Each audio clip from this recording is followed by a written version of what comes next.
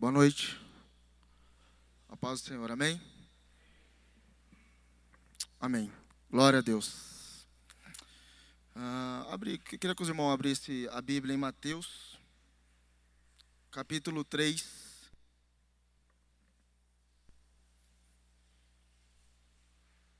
Amém?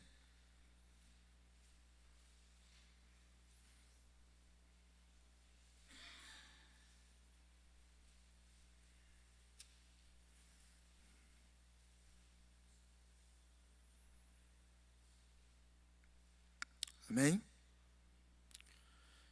Enquanto os irmãos abrem, fico contente aqui ver meu cunhado, né, Diego, seja bem-vindo.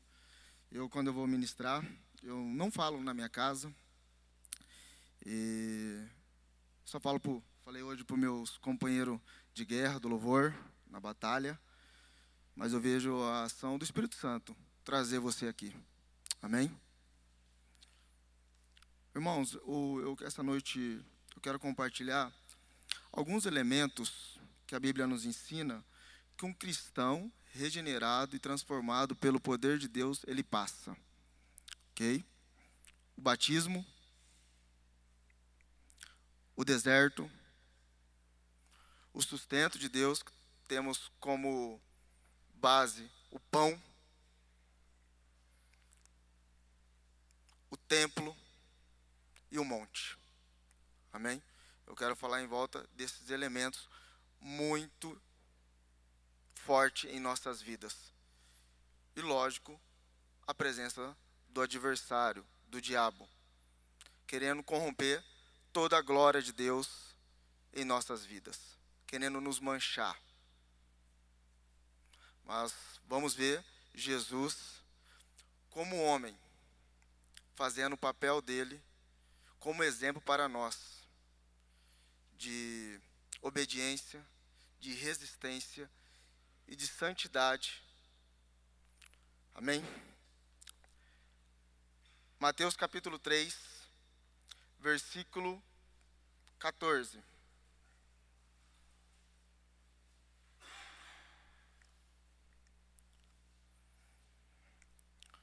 Vou começar do 13. Então Jesus foi para a Galiléia, para o Jordão, para ser batizado por João. Mas João tentou impedi-lo, dizendo: Tu vem a mim? Tu és que eu é que preciso ser batizado por ti. Jesus lhe respondeu: Deixa por enquanto, porque assim nos convém cumprir toda a justiça. Então João consentiu. Depois de batizado, Jesus saiu logo da água. Viu o céu se abrir e o Espírito de Deus descer como uma pomba, vindo sobre ele. E uma voz do céu disse: Este é o meu Filho amado, de quem me agrado. 4. Então Jesus foi conduzido pelo Espírito ao deserto, para ser tentado pelo diabo. E depois de jejuar 40 dias e 40 noites, sentiu fome. Então o tentador aproximou dele e disse-lhe: Se tu és o Filho de Deus, ordena que essas pedras se transformem em pães. Mas Jesus lhe respondeu: Está escrito: Nem só de pão viverá o homem, mas de toda a palavra que sai da boca de Deus.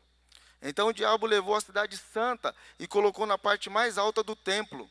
E disse-lhe: Se és filho de Deus, lança-te daqui abaixo, porque está escrito: Aos seus anjos dará ordens ao teu respeito, e eles te sustentarão com as mãos, para que não tropeces em pedras alguma. Jesus lhe respondeu: Também está escrito: Não tentarás o Senhor teu Deus. O diabo levou ainda um monte muito alto e mostrou-lhe todos os reinos do mundo e a glória deles. E disse-lhe: Eu te darei tudo isto, se prostrados me adorares. Então Jesus lhe ordenou: Vai-te, Satanás, pois está escrito: Ao Senhor teu Deus adorarás, e só a ele prestará culto. No versículo 11, então o diabo deixou, e vieram os anjos e passaram a servi-lo. Amém? Senhor amado, estamos agora, Senhor, sobre o poder, ó Deus, da sua palavra, Senhor. Nos revela, Senhor, agora, Senhor, às nossas mentes, aos nossos corações. Espírito Santo viajando com poder e transformando, convencendo o homem do pecado e do juízo, ó Pai, e nos trazendo ao arrependimento, ó Pai, olhar para a cruz e ver a sua manifestação de poder e glória, de ressurreição, ó Deus. Que podemos ressuscitar contigo, ó Deus, em nome do Senhor Jesus. Amém. Amém? Irmãos, na primeira passagem, eu quero falar sobre um pouco o batismo. Quando a gente olha Jesus, a gente tem que olhar uma perspectiva que ele era humano. E o Verbo se fez carne e habitou entre nós. Amém? Então, quando a gente olhamos Jesus, e ele vindo como exemplo para conosco, ele vem com forma de homem, deixando a sua glória. Ele é um Deus em forma de homem. Como isso? São alguns mistérios que a gente não podemos entender na Bíblia. Mas fala que ele suspendeu o seu poder e veio como homem. Pode ver que ele tinha sentimento como homem. Quando veio a morte de Lázaro, Jesus chorou. Mesmo sabendo que ele ia ressuscitar, ele chorou. Vemos outra coisa da natureza do homem. Ele tinha que vencer como homem. Se não tinha significado nenhum ele vencer como Deus. Se ele venceu como homem, nós não precisamos mais do sacrifício. Ele foi o verdadeiro sacrifício pelos nossos pecados. E a outra coisa, quando a gente olha Jesus como um menino, quando ele nasceu, ele não sabia que era Deus. Ele era apenas um menino. Ele poderia se tivesse escola naquela época, ele ia ter que estudar para as provas. Pode ver que ele tinha profissão de carpinteiro, ele trabalhava. Mostra que ele era homem. Então, quando a gente vê algumas coisas de Deus, ações de Jesus, a gente fala, não, mas é Jesus, não, mas é Jesus. Não, ele se esvaziou da sua glória e veio como homem. Se dasse uma flecha na mão de Jesus, ele poderia errar o alvo. Ele era como um homem. E aí, em cima disso, ele foi lá se batizar. E ele foi entender que ele era Deus pelo testemunho da sua mãe e pelas Escrituras. E aí ele entendeu que ele era Deus. Nós só podemos entender quem é Deus a partir do momento que nós começamos a ler as Escrituras. E vamos entender o que é Deus, entender os seus propósitos. Amém? E nesse mesmo sentido, ele foi lá para ser batizado. Aí vem o nosso primeiro aprendizado. Por que batizado? O batismo de Jesus foi mais profundo do que descer nas águas. Ele submergir nas águas, que o batismo significa submergir, nascer novamente.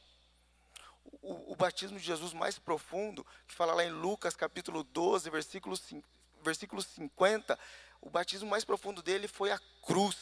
Ele foi até a cruz, morreu e ressuscitou. Quando a gente nos batizamos, nós morremos para esse mundo e ressuscitamos com Cristo. E aí nós já vemos 3 milagres acontecendo ali. Olha no versículo 16. E viu o céu se abrir, e o Espírito de Deus descer como uma pomba, vindo sobre ele. E uma voz do céu que lhe disse, este é meu filho amado, de quem eu me agrado, me comprazo, que eu fico feliz. Então, a partir do momento, aquele que aceitou Jesus e não quer ser batizado, ele ainda não entendeu quem é Jesus. E ele vive uma falácia, que ele acha que ele é, mas na verdade ele não é. Ele pegaram uma mentira e transformaram em verdade. Não, aquele que ele aceita Jesus, ele quer morrer e ressuscitar com Cristo. E são 2 batismos, o do arrependimento e do Espírito Santo. Fala que quando nós nos batizamos, o Espírito Santo e fogo. Fogo é poder de Deus sobre nossas vidas para a gente caminhar na batalha de todos os nossos dias. Dependemos totalmente do Espírito Santo de Deus. Aquele que aceita Jesus e não quer se batizar é como um homem que compra uma Ferrari e ele não é habilitado a andar. Nunca vai usufruir. Só vai viver de carona. Aquele que vai andar, mas ele não vai usufruir da sensação ali de dirigir uma Ferrari. Ele nunca vai estar habilitado. E podemos olhar isso, que muitos que vêm na igreja e não entendeu o batismo, de fazer um discipulado, de aceitar verdadeiramente e caminhar com Cristo, ele vive a vida inteira de carona. Carona.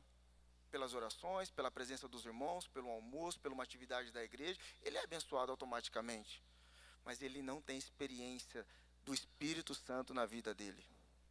Só tem uma ação poderosa em nossas vidas que nós aceitamos esse batismo do arrependimento, de ser crucificado e ressuscitar com Cristo, com o Espírito Santo e poder. Ele coloca um pouco mais para cima, no versículo 11, no final ele fala: e eles vos batizará com o Espírito Santo e com fogo. Para nós caminharmos nessa vida tão difícil e tão terrena, que o diabo tenta a todo momento nos ofuscar a glória de Deus. Amém?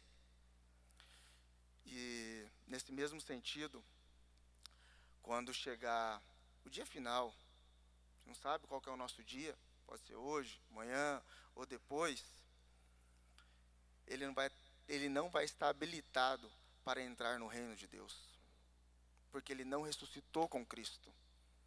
Ele só conhecia Jesus. E ainda, essa mesma passagem fala em Mateus capítulo 7, 22 e 23, que fala? Olha, eu curei no seu nome, eu fiz isso no seu nome. Afaste de mim, porque eu não te conheço. Agora, aquele que se deixa ser trabalhado por Deus, batizar, ressuscitar com Cristo, são 3 milagres. O primeiro, viu o céu se abrir. Só consegue entender o céu se abrindo, a glória de Deus descendo. Aquele que foi batizado, só aquele que entrou na água sabe a sensação do poder que acontece naquele momento. É aquele carimbo simbolizando a ressurreição em Cristo. O segundo, e o Espírito de Deus. E o terceiro, esse é meu filho amado a quem me alegro. Então, meu irmão, você ainda que conhece e ainda não foi batizado, deixa Deus trabalhar na sua vida. Deixa ser trabalhado pelo poder do Espírito Santo na caminhada sua. Que pelo poder da sua palavra Ele te transformará. Vai ter dificuldade, porque a gente vai vir aqui uma coisa que é totalmente antagônico de tudo que a gente ouve. E eu estudando isso, e quando veio falar esse texto no meu coração, vamos continuar o texto. Ele fala assim, olha,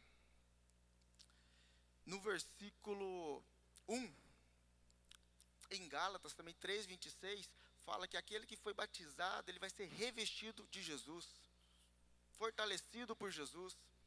E aí ele fala assim, olha que coisa muito difícil de nós entendermos nos dias de hoje. Então Jesus foi levado pelo Espírito ao deserto. Irmãos, na nossa caminhada de fé, aprendemos que se nós obedecermos a Deus, Deus vai nos abençoar, Deus vai nos prosperar, Deus vai nos honrar. Né? Olha, o que você pedir será ligado, o que você será ligado na terra será ligado no céu. Mas aqui a gente vê algo ao contrário.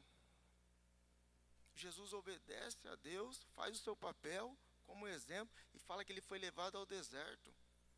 E aqui tem um significado muito profundo. Como diz meus amigos da Assembleia, né, Júnior?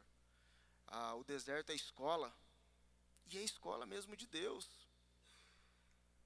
A gente vê Elias, quando lá estava matando os profetas, e ele foi para o deserto.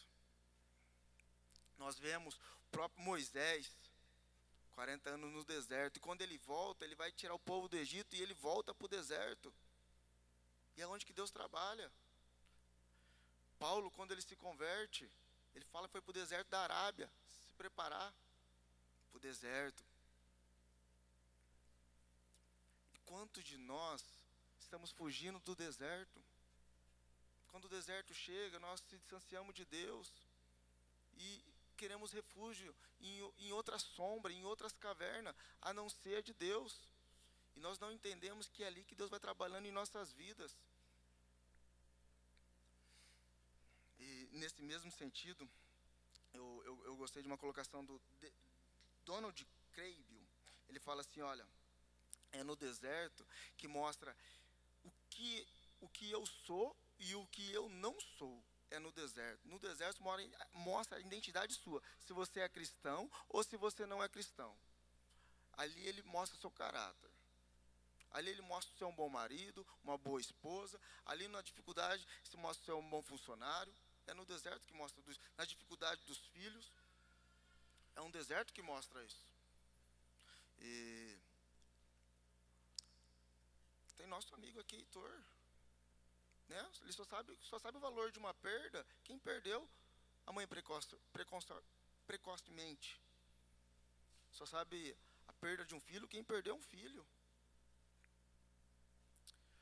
Só sabe o valor de um ano quem reprovou na escola e perdeu um ano. Só sabe quem é Deus quem passou pelo deserto. Ali ele manifesta a sua graça, a sua misericórdia, e nós vemos ele agir com poder e graça. Não a nossa graça, mas a graça dele, o favor imerecido. Aleluia. Eu quero continuar no versículo 2. Leu 2. Depois de jejuar 40 dias e 40 noites, teve fome. Parece que esse 40 dias e 40 noites, ou 40 dias e 40, jejuar 40 dias, parece que esse número 40, ele aparece muitas vezes para nós, né? Jesus jejua 40 dias, o povo no deserto, 40 anos. Parece que esse 40, ele está bem próximo de nós. Irmãos, quando Jesus ali, ele estava jejuando 40 dias, a pessoa fica muito debilitada. Muito debilitada, jejuar 40 dias. E é um costume dos judeus fazer jejum sólido, de alimento. Ele poderia tomar água de uma planta, tem muito isso no meio do deserto. Uns dizem que não, que foi 40 dias de jejum de tudo. Mas o que me chama a atenção é que ele jejuou. Ele se preparou para aquilo que ia acontecer em todo o seu ministério.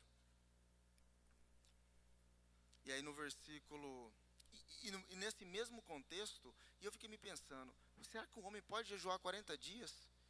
E recentemente eu estive na Índia, eles têm esse costume. Eles falam que é o equilíbrio do nirvana, o budismo, o hinduísmo. Eles buscam esse jejum. E eles ficam, se você colocar na internet, a primeira coisa que você coloca, você vai ver lá, que eles têm esse costume de ficar vários dias, mas com um propósito totalmente errado, motivações erradas. Não um jejum de se aproximar de Deus, mas muitas vezes se jejua para fazer como sacrifício, e Deus não quer isso. E no versículo 3, e o tentador aproximou-se dele e disse, se você é o filho de Deus, manda que essas pedras se transformem em pães. Irmãos, aqui tem uma coisa muito interessante. Quando o diabo, ele aparece para Jesus, qual que é a aparência do diabo? É um anjo de luz. Ele é um anjo de luz. Ele não pareceu como forma de diabo. Você pode olhar no contexto, ele fala, se você se aproximou dele e disse, se você é o filho de Deus, manda que essas pedras se transformem em pães. Por que ele colocou, se você é o filho de Deus? Jesus ali já falou, para você? Não, eu sou o filho de Deus. E aí dá para perceber que eu acho que o diabo, quando perguntou isso e viu a situação de Jesus jejuou 40 dias, ele poderia estar sujo, poderia estar fedendo, poderia estar cansado, estava debilitado. E aí ele vem falar para Jesus, transforma essas pedras em pães. Irmãos, toda vez que o diabo vir nos tentar, ele vai nos pegar nas nossas fraquezas, nos momentos que nós estamos debilitados, para nos tentar. Quando as coisas não estiverem acontecendo, você falou, será que Deus está olhando para mim? Quando você estiver numa necessidade, será que Deus está olhando para mim? Passando uma fase tão difícil, cadê Deus? Por que Deus não faz isso? Por que Deus? Colocando dúvidas para minar a nossa fé. É no momento que nós estivermos debilitados. Não quando as coisas estão caminhando tudo bem, o diabo vai aparecer, não. Ele vai olhar um momento ali, ó, quando você está enfermo, num leito, e ele vai começar ali querendo minar a sua fé, desanimar você na sua caminhada. Esse é o papel dele. E aí, mas o pão, fala que o diabo ele queria fazer uma revolução econômica, porque tudo é ao redor do pão. O pão era o sustento da época. E uma das especialidades de Deus, desde o Antigo Testamento, é suprir a necessidade do seu povo. Nós vemos o maná do céu caindo no deserto. Isso nos fala muita coisa. Nos fala que na sua dificuldade, nos seus momentos debilitados, quando ali, tudo que você for colocar a mão ou fazer, as coisas não acontecem, você olha tudo tão distante, é aí que Ele vem suprir as nossas necessidades. Se possível, se necessário, Ele vai derramar maná do céu novamente. Se nós falarmos como igreja, como Ele falou lá para os fariseus, as pedras, se o homem não clamar, as pedras clamarão. Amém, irmãos? E quando o diabo ele fala assim, olha, no versículo 4, mas Jesus lhe respondeu, está escrito, nem só de pão o homem viverá, mas de toda a palavra que sai da boca de Deus. Irmãos, ali a gente vê uma total dependência de Deus, não com as coisas dessa terra. A gente vê ali, porque Deus poderia falar, ele estava com fome, as coisas tão difíceis, ele poderia falar assim, não, eu posso transformar, eu tenho poder para isso. Mas ele fala assim, olha, não só de pão viverá, o que ele está falando é o seguinte para nós, irmãos. Ele está falando, olha, todos esses anseios que nós temos nessa sociedade, nessa vida, elas não são importantes. Mesmo que você esteja 40 dias jejuando, mesmo que aquilo seja o mais importante. Não, o mais importante está querendo nos mostrar que as coisas do reino de Deus. Isso é o mais importante em toda a nossa caminhada. Mas não, ele quer ofuscar a glória, o reino, a eternidade com pão. Com coisas dessa terra.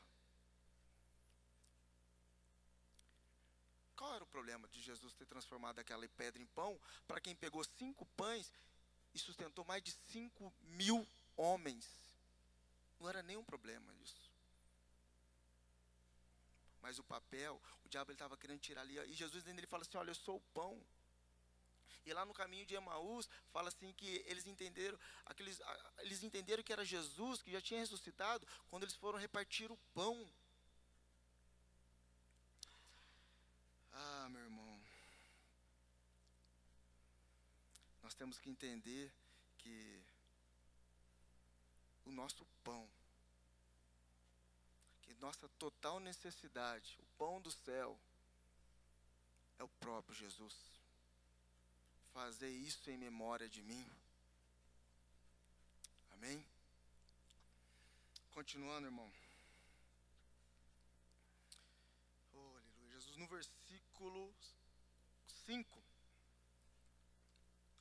Não, no versículo 4, não posso esquecer da pedra. Jesus respondeu, está escrito, não só de pão viverá o homem, mas de toda a palavra que procede da boca de Deus. Irmãos, quando vê a pedra, Jesus com fome, 40 dias, ali debilitado. A pedra nunca foi obstáculo para Jesus. E todas as nossas dificuldades da nossa vida, nossa caminhada de fé, uma enfermidade, tanta dificuldade que pode acontecer na minha e na sua na caminhada, nunca serão empecilho para Cristo. Quando Lázaro estava morto, e Jesus chorou, mesmo sabendo que ia ressuscitar Lázaro, porque ele era como homem. E quando viu a pedra, Jesus falou, tire a pedra. Tire a pedra.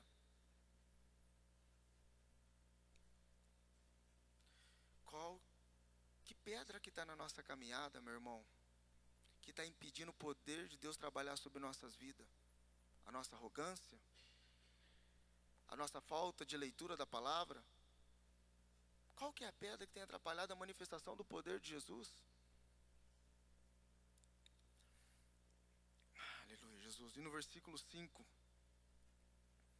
Então o diabo levou a cidade santa, colocou-o no monte mais alto do templo e lhe disse, se você é o filho de Deus, jogue-se daqui para baixo, pois está escrito, ele dará ordem aos seus anjos a seu respeito, e com as mãos eles o segurarão, para que você não tropece em alguma pedra. Olha como que o diabo, ele é astuto e lê Bíblia, ele entende de Bíblia. E nós não queremos participar de escola dominical. Ele está fazendo uma referência do Salmo 91, 11. Vamos abrir, Salmo 91, 11.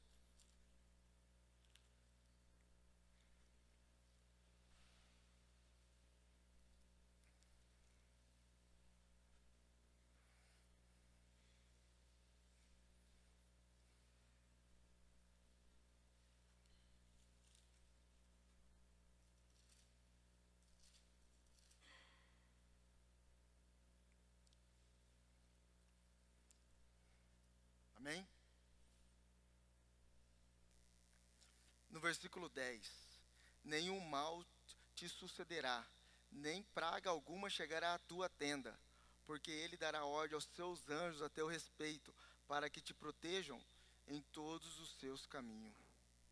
Amém? O Senhor tem um cuidado conosco especial, mas não vamos tentar o nosso Deus. Vamos apenas fazer a sua vontade, as coisas vão acontecendo naturalmente em nossa vida. No versículo 7.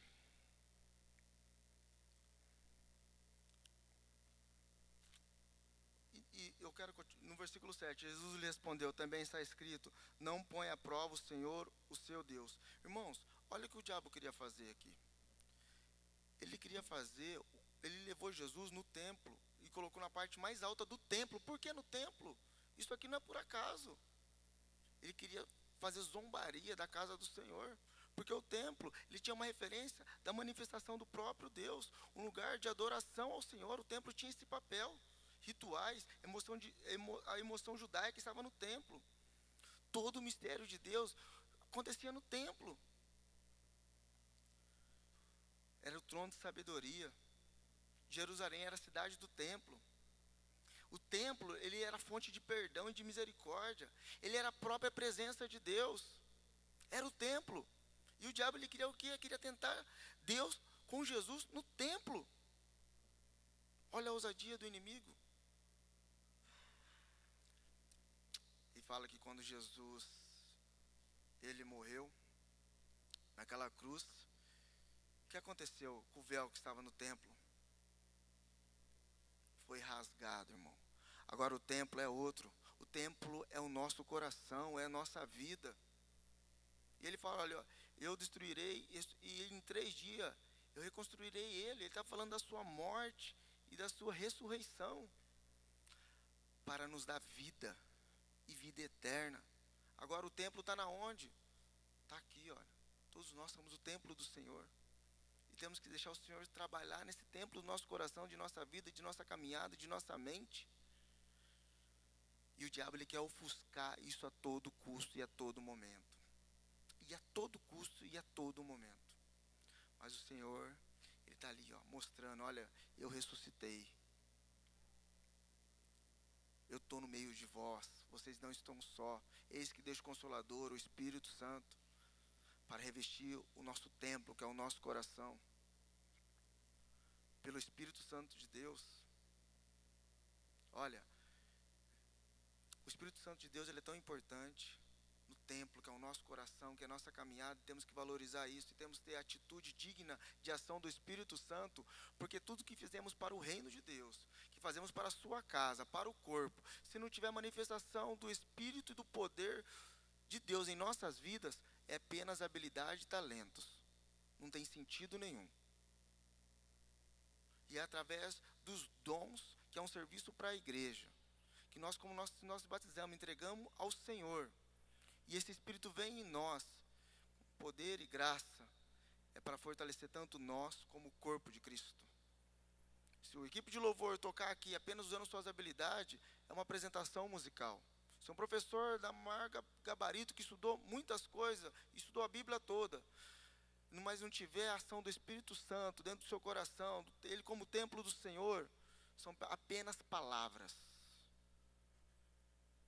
Diáconos que faz visita, ou tem papel de cuidar da igreja, e não tiver ali busca do poder de Deus, a ação do Espírito Santo é apenas visita e bate-papo. Mas é poder que o dom do Espírito Santo entra nos nossos corações, nós exercemos nossa função no corpo de Cristo, na sociedade, nas nossas casas, através do Espírito Santo de Deus, ali a transformação, regeneração, arrependimento, perdão de pecados, sonhos totalmente restaurados, que é só o poder do Espírito Santo pode causar isso. E agora eu te pergunto, como que está o templo do seu coração? Como está o templo do meu coração, da minha mente, da minha caminhada, dos meus pensamentos? O que tem alimentado tudo isso em minha vida?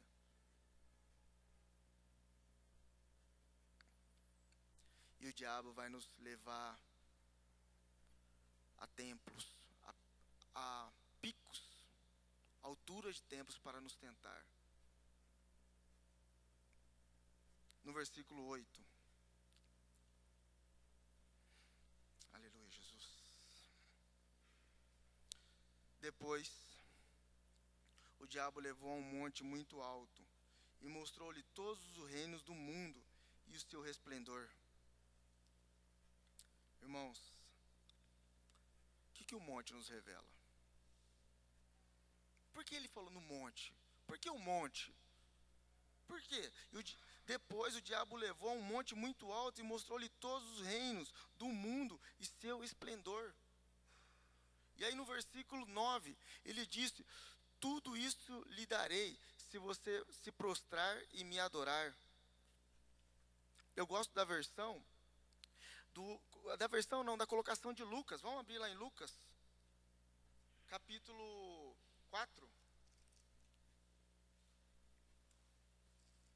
Essa mesma passagem, mas de uma forma diferente.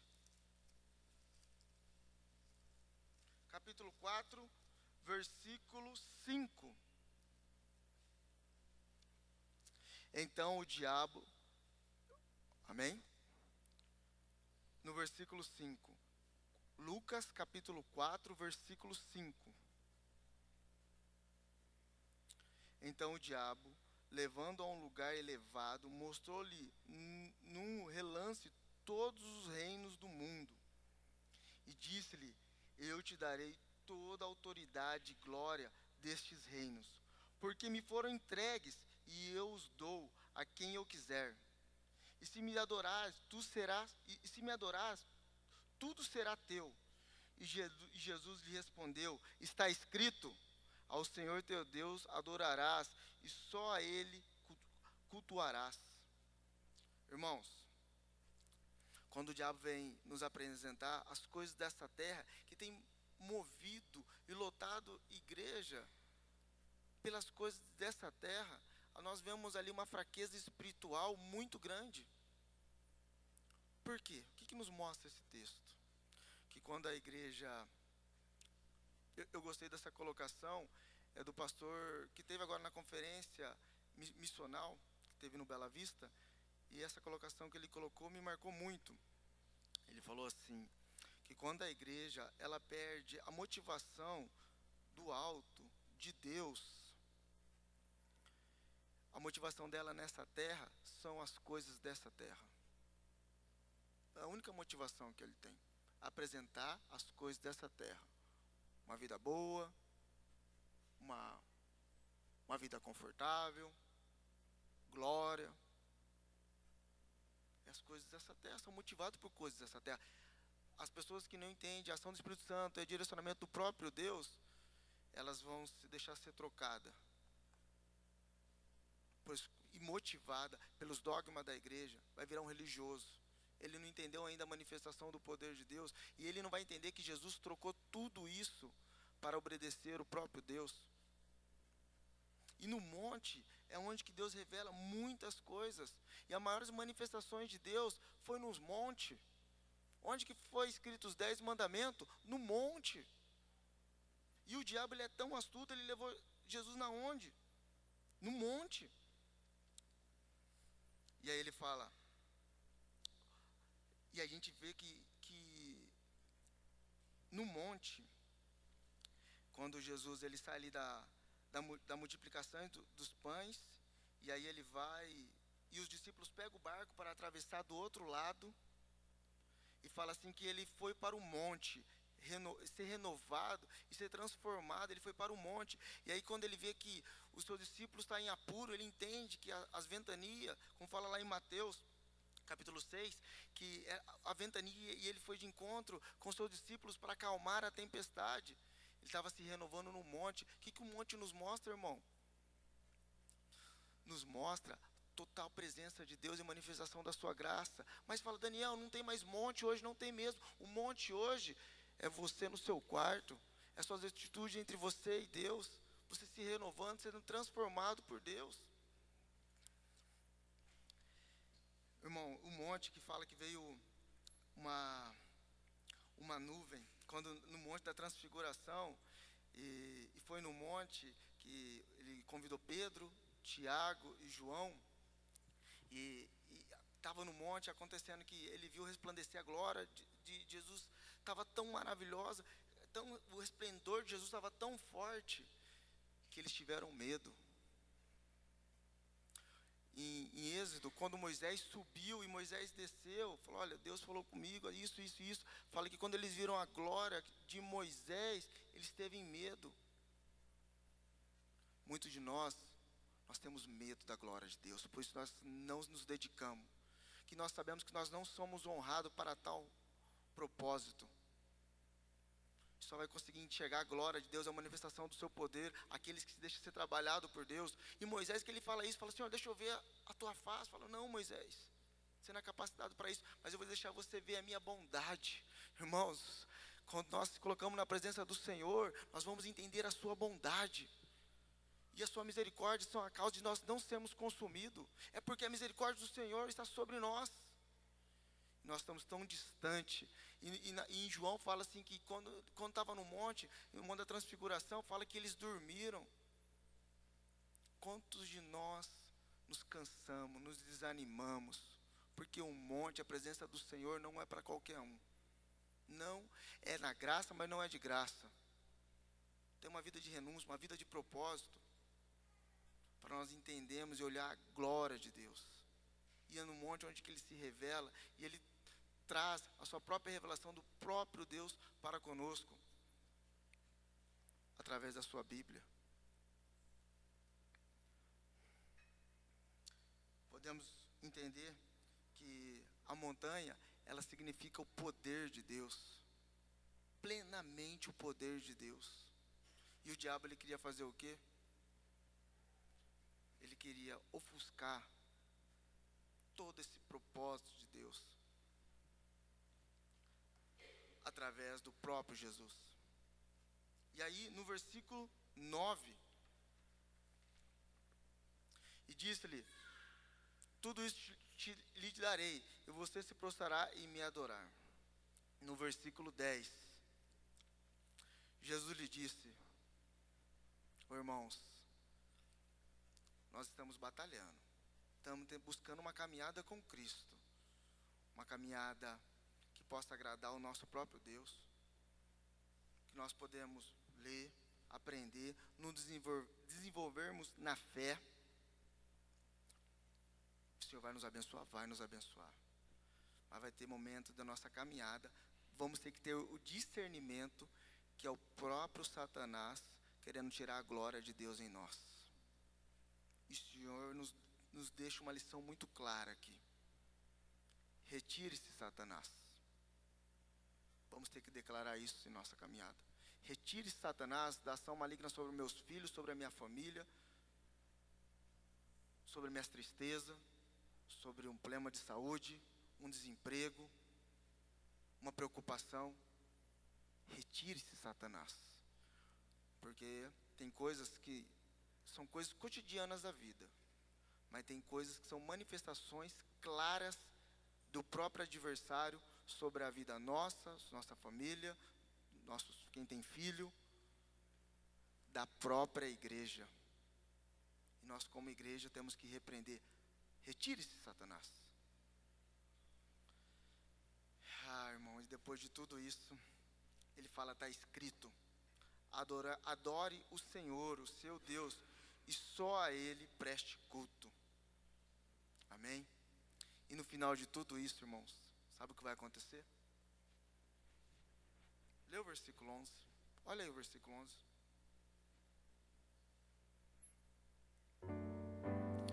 Então o diabo deixou, e os anjos vieram e os serviram. Aleluia!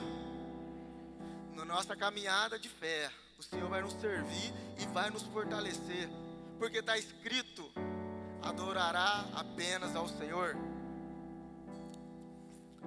Adão, ele fracassou no jardim do Éden, onde tinha tudo, e não faltava nada para Adão.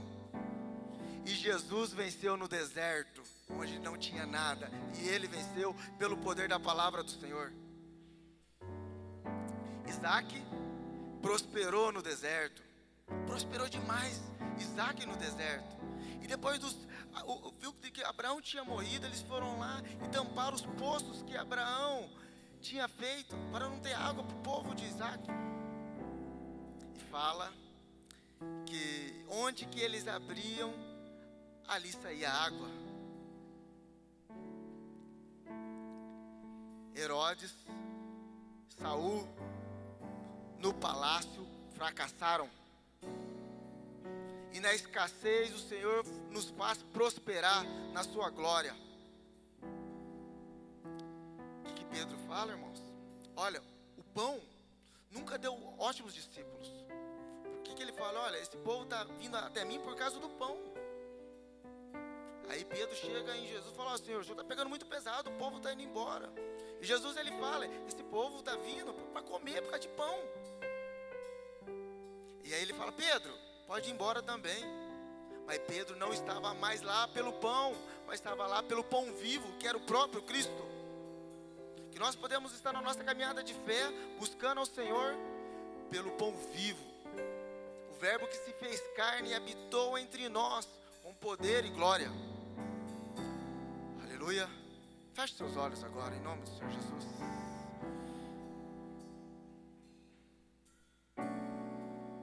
Esteja meditando. O Senhor está aqui presente. Ele habita em nosso meio, com poder e graça. Não tenha sobre ti um só cuidado, qualquer que seja, pois somente seria muito para ti. É meu, somente meu, todo trabalho, e o teu trabalho é descansar em mim. É meu, somente meu, todo trabalho, e o teu trabalho é descansar em mim.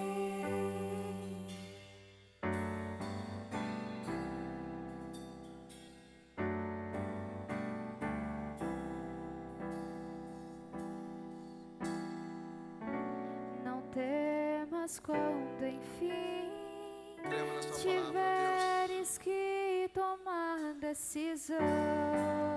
Confiamos em Ti, ó Pai. Entrega tudo a mim. Se tem alguém aqui pelo deserto, ó Pai, de todo tenha misericórdia de nós, ó Pai. É meu, Senhor, não deixa nós termos meu, nada. todo trabalho, e o teu trabalho é descansar em mim. É meu, somente meu, todo trabalho, e o teu trabalho é descansar em mim.